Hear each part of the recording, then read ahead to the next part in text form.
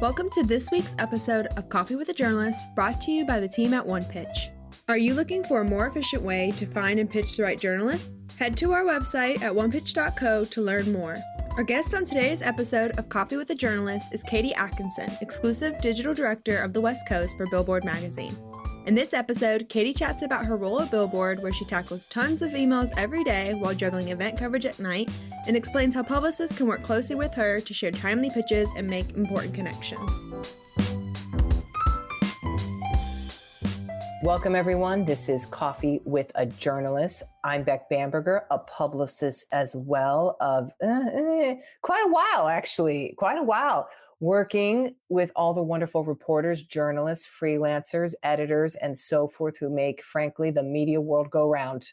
And if it wasn't for publicists and journalists, I don't know how anything would get done in this world of media. But anyway, that is why we're here, to learn better how to work with our reporter friends, media, and so forth as publicists, because we need each other. And that's why we're here. And with us today, coming from Los Angeles, oh, this is exciting because we don't have digital directors on here much. Katie Atkinson, the executive digital director of the West Coast for Billboard magazine, who is with us. Katie. Hi, Beck. Hi. How are you?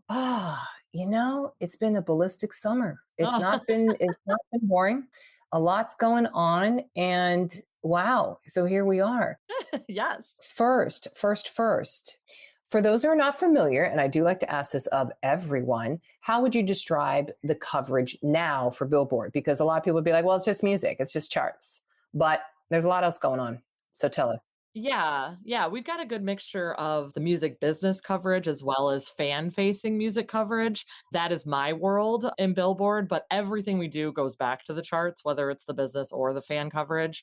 So we kind of use that as our North Star for how we choose what we cover, who we cover. If you're on our charts, then we want to cover you. Okay. Oh, this is so good.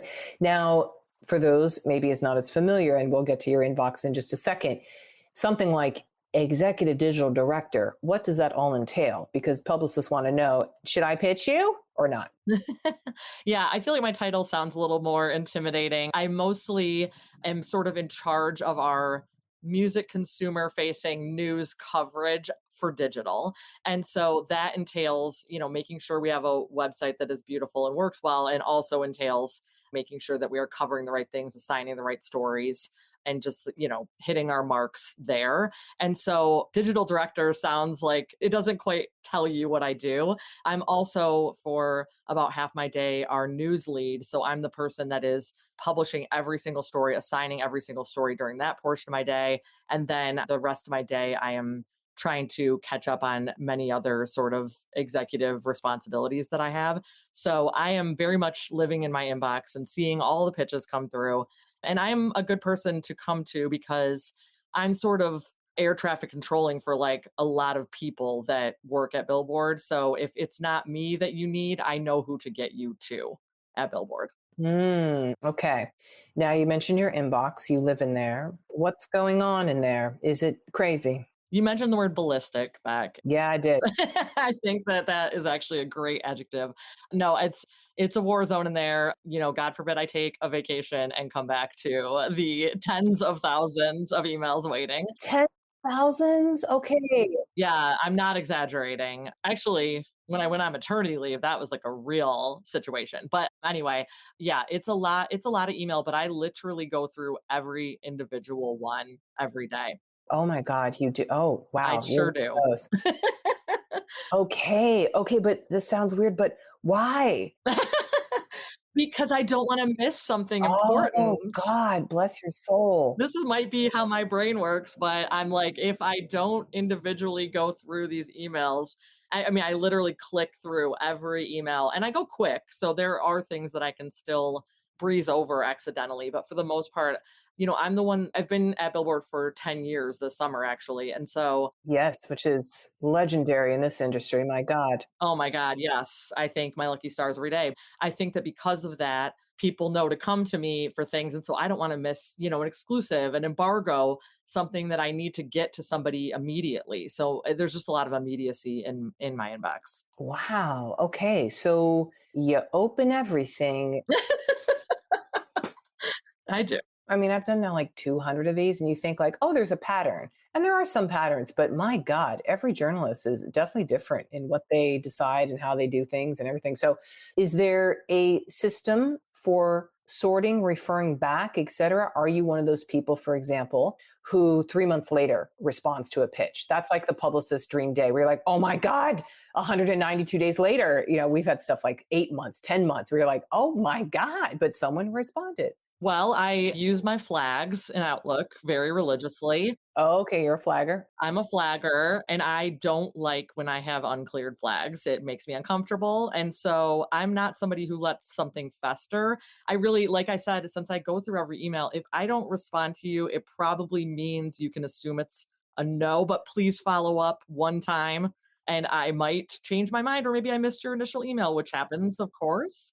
When it goes beyond one time, I'm like, okay, it kind of was an implied no. And if I have a relationship with you and know you as a publicist, I will try to get you a yes or no. So like if you're somebody I work with regularly, we work with a lot of like record labels, and just because a baby artist they pitch me I'm not interested in, I want to let them know, because I probably am going to come back to them for a Dua Lipa request, down the line. Like I want to stay in touch. Yep. Yep. Do you find that is part of the majority of your time is like, okay, wait, you're actually going outbound. You're making the requests to those groups, their labels, to be like, hey, but I need to get to this person. Please help. I don't know. Yeah, I mean, as both the news lead and I also co-host a podcast at Billboard, like as those two things, I am often making the first response. And so actually, I probably understand the publicist side of things more often because I'm pitching too. Yes. I'm trying to get guests and I'm trying to get responses to breaking news, statements, etc. Obviously, I'm also fielding press releases and things like that, but sometimes I'm on the other end and just awaiting that response. I love it. Okay. So what is then helpful for you as all the publicists are listening? You're saying I'm looking for my, my request. I'm trying to book my dang show. What are you looking for? When I'm pitching things, or when I'm accepting pitches? When you're accepting the pitches, Yeah. specifically for the podcast, yes, because increasingly this is the role of a lot of reporters and journalists is like, well, they also got now this content to produce. And that's kind of a different pitch, of course, and guest. So I want to increasingly on this show, like give some more insight into the podcast side of stuff. Yeah. I actually, like I said, it goes back to the charts. Like we actually implemented a rule. My co-host Keith and I implemented a rule that you need to have like a certain chart requirement to be a guest on our show. And it's easy because we cover pop music. And so if you are in the category of pop, you're most likely in our, our top 40 charts and things. So, but when we get a pitch for an artist that is yet to break into our charts, it's a pretty easy no back to the publicist to say, hey, we'll take a listen to the music, but until they impact our charts, we probably won't have them as a podcast guest yet. It's kind of a double-edged sword though, because I always am telling young artists like, you need to crack out our charts. And they're like, but we need media coverage to get our music out, so it's rough. Do that. It's the double-edged sword. Yeah. Oh gosh. I feel you. Yeah. Okay. Do you want to have any relationships with publicists? Yeah, you're in LA. So a lot of the publicity around the music industry, entertainment industry is also in LA. Do you want to get on the 405 and get a coffee at somewhere, or never in your life? It is okay. Today's interview will continue after this brief message brought to you by One Pitch. Are you curious to learn about the unique ways One Pitch helps brands engage with the right journalists? Head to onepitch.co and create your own custom media list in 5 minutes or less. Now back to today's episode. I mean, you could have stopped that sentence as, That's right. do I want to get on the 405? No. But I know. No, but I have definitely gone out and gotten coffees with many publicists. And typically the scenario where that happens is I've worked with them over email on multiple projects, and it's like I've gotten to know them via email but never met in person. The other scenario might be that it's somebody I see at events but never get any sort of in-depth time with, but it's somebody I know face to face already. I'm happy to grab a coffee, hear about projects. And like I said, I think a lot of my value sometimes when I'm meeting with a publicist is like telling them who at Billboard they should be going to, because while I'll help them field certain things, like they want to go directly to the most valuable person for them. And so a lot of it is like, oh, you're trying to get industry coverage, you have to go to this editor. You're trying to get e-com coverage, you have to go to this editor. You're trying to, et cetera. Like I can be our like Rolodex for Billboard, basically. Mm-hmm.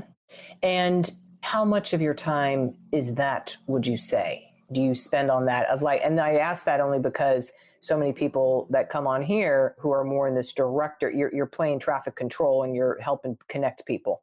Yeah, I would say that the in-person meetings are rarer.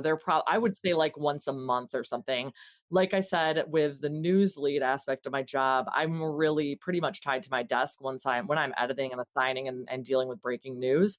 And so it's hard to get away from my desk frequently. I would say more often I like am asking to go out and cover a concert or something, and then I'm able to meet up with somebody, ahead of the show. Like, let's meet outside your seats so we can say hi for 10 minutes. Or like if I'm going to a red carpet or any sort of event, whatever publicist invited me is always making sure that we have a moment to connect there as well. God, so you work in the day, you're doing concerts, I'm assuming at the night. Like, how are you keeping it together? Do we know? I don't know if we know. I actually don't. You know what? Obviously, I don't get out maybe as much as I did early days in my career, but it is nice to like those concerts are really great connections, like to not just talk to publicists for artists and record labels, but also venues here in LA, like our, Intuit Dome just opened and I got a chance to go there last night. And it's like you're able to meet on the venue side and all the things that they're doing there to bring music to a bigger audience, et cetera. So there's like a lot of different things that I can do by going out to a concert I would love to go to anyway. I can also turn that into a work night a little bit, little work and a lot of fun. Oh gosh, wow. Cheers to you, Katie. I just burning the midnight oil here. Much respect. Much respect. Okay. Do you have any subject lines you particularly like? I heard you had some. Yeah, I dug through, thank you for the prompt. I dug through my inbox a little bit and I realized that something that really works on me. So I guess this is a hot tip is literally when you put that word timely up front in that subject line, I will pay attention to that. Literally the word timely. Yes. And people use it frequently for me and it's never I haven't seen it misused. And like I said, I'm digging through this inbox for things that I need to pay attention to right then and there. And so I need to see a word that's going to indicate to me that I should look at this now or it might vaporize and not matter in like 2 hours. So timely, urgent, things like that. I don't like when those are misused, but if you truly need my eyeballs on it. Don't misuse that, don't abuse. Yeah, exactly. So that's definitely something that when I was looking back through my own inbox, I'm like, yeah, that I responded to this and this and this because they got my attention with some sort of time element. Okay. What else is helpful? You got anything else? Well, I also found some really crazy long subject lines that I realized I just like glossed over them because they were so long. It's like, and the important words weren't up front. It's like I couldn't possibly, the way I'm navigating my inbox, I'm literally clicking through, I'm looking at the preview of the email on the right window, and I'm just clicking through the emails with my cursor, basically. And so if there's a long email and it does, or in subject line, and it doesn't get the like meat of the situation up front, I'm likely going to full blown miss it. So yeah, shorter and more important keywords at the front, kind of like how we handle SEO text. There we go. There we go. Okay. This is good to know. Anything else, Katie, that just like grinds your gears, to use my dad's favorite phrase, about Publicists? And then on the opposite as well. Like, oh, I love it when. Well, I don't know. You tell me whether this is a good or a bad thing. That I've been told before that that publicists really like me. And I'm like, does that mean I'm doing my job well or not? Oh, yeah, no, that's a huge compliment, I think. Oh, yes. Because I try, like I said, to respond to things that are super I try to respond to things in a timely fashion. I try to respond when I know it's a fit. And like I said, if I have a relationship with someone, I respond when it's not a fit. And even when prompted, although I don't love that, I do get responses sometimes where it's like, tell me why you didn't take this pitch. I don't love the follow-up question, but I will often indulge them and tell them the basic reason. Most of the time it's like my team doesn't have time, or like I said, it's not an artist that Billboard cares about yet. But yeah, so I guess the grind my gears part is the sort of bothering for a response or a reason. But like on the other side, I have a lot of great relationships with a lot of great publicist friends because we're all in this together. We're all working toward similar goals. They're helping me, I'm helping them.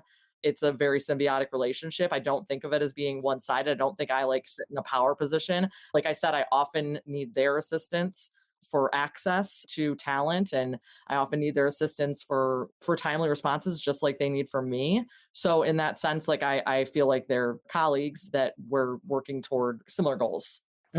You're collaborative with Publicists. Collaborative, yes. That is really what we have to do and have to rely on, because both sides need each other, even though I know the tension between the relationships. But that's why we're here. That's why we're here.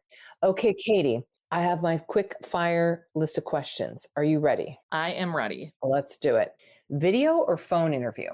I'm a video interview person, especially when it comes to the podcast, because we try to have, a conversation. And I like to see people, like a lot of times you can't tell if an artist is like finished with their answer if they're on the phone. And so I don't want to talk over them. And so I like when you can use like visual cues to know like if they're still going. That being said, I'm very old school when it comes to like the interviews that I do that are written for a magazine or for digital. I probably would be just fine with a phone interview as well. A phoner. There you go.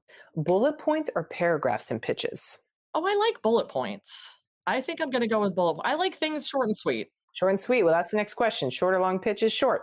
Yeah, I mean, I'm okay if you're sort of having to like not say too much at the beginning, because that sometimes intrigues me. Like somebody will say, we have an A-list artist who's starring a campaign. Can you agree to the embargo? And sometimes just the question like that will get my attention. But let me ask, have you ever been bamboozled by A-list? Okay, I was going to say. Which is why I agree to an embargo, but I don't agree to coverage until I have all the cards in front of me.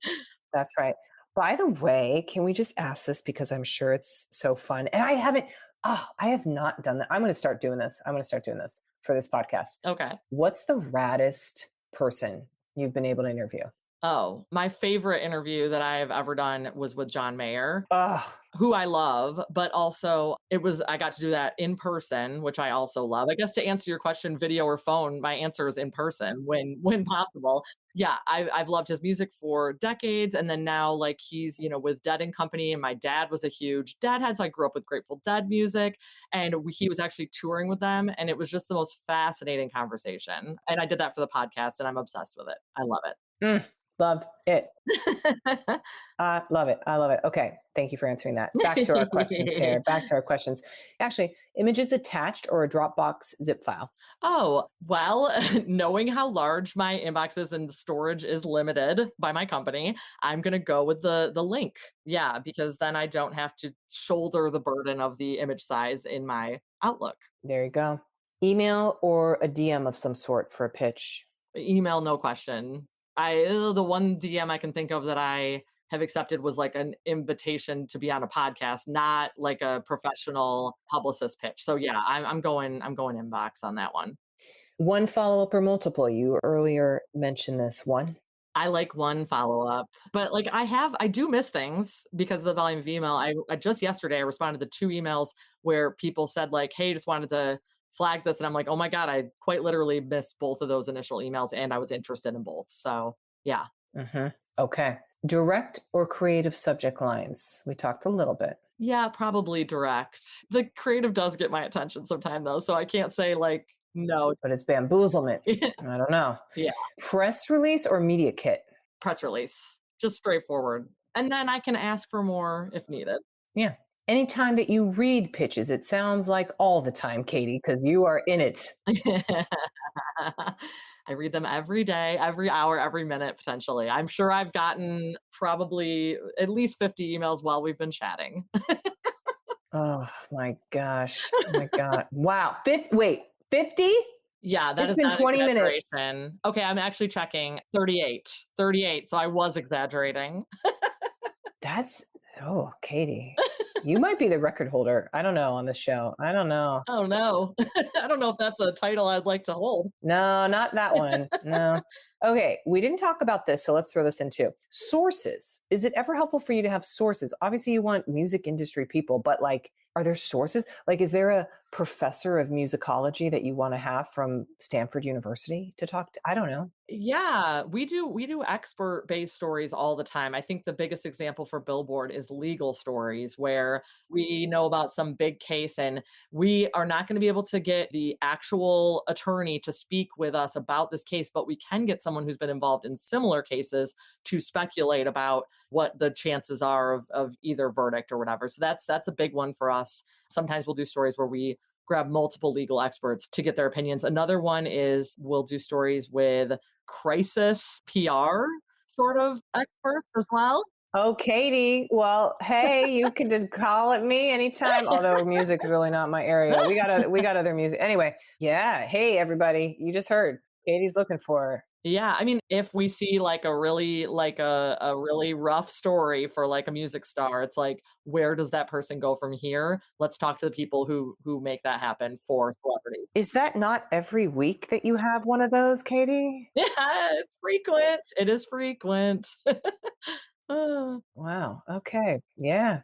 Okay. We covered sources. Anything else that we can promote, tout, celebrate about you, Katie? Oh my. Well, I mean, I guess I mentioned the podcast. So like I said, that's probably the thing that I most often am coming to a publicist for. So if you think you have a Billboard Hot 100 charting, pop airplay charting artist that should be on the Pop Shop podcast for Billboard, please bring them to me. I would love to entertain that. Listen up though.